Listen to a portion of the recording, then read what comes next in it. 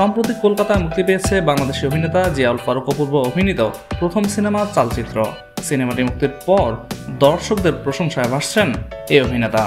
গত 20 ডিসেম্বর মুক্তি পাওয়া চালচিত্র পরিচালনা করেছেন প্রতিম ডি গুপ্ত। আর সিনেমাটি নিয়ে আনন্দবাজার পত্রিকা লিখেছে, এই ছবির ইউএসপি বেশ খানিকটা জিয়াউল ফারুক অপূর্বের হাতে। বাংলাদেশের এই জনপ্রিয় অভিনেতার এবার বাংলার অনুরাগের সংখ্যা বেশ চোখে পড়ার মতো।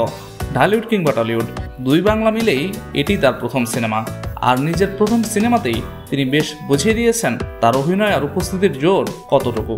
অন্য সময় প্রাইম সিনেমাটির পরিচালক প্রতিম ডি গুপ্ত বলেন, অপূর্বর মধ্যে শাহরুখের একটা চার্ম আছে, আর তাই অতি নাটকীয়ভাবে তাকে ব্যবহার করতে চেয়েছি। সেগুলো দেখেই মনে হয়েছে ওর মধ্যে শাহরুখের যে চার্মটা আছে সেটাই ধরতে হবে। এদিকে অপূর্ব বলেন, চালচিত্র করতে রাজি হয়েছিলাম গল্পে মুগ্ধ হয়ে। তার ভাষ্য, ভিন্ন ধাঁচের এই গল্পটা এতই চমৎকার যে লোভ সামলাতে পারেনি। শুধু গল্প নয়, চরিত্রটাও বেশ ইন্টারেস্টিং, যেটা আমাকে আরও বেশি টেনেছে। দারুণ একটি টিমের সাথে কাজ করছি। এই ধরনের একটি বড় কাজে যুক্ত হতে পেরে আমি বেশ খুশি। দর্শকের মন জয় করার সর্বোচ্চ চেষ্টাই ছিল আমার। মূলত চালচিত্র সিনেমার গল্প কলকাতা শহরকে কেন্দ্র করে। পূজার আগে শহরের একের পর এক মেয়ে খুন হচ্ছে। কলকাতা পুলিশের গোয়েন্দা শাখার একদল অফিসার সিরিয়াল কিলিংয়ে তদন্তে নামে। রহস্য উদ্ঘাটনের সাহায্যের হাত বাড়িয়ে দেন রহস্যময় এক পুরুষ।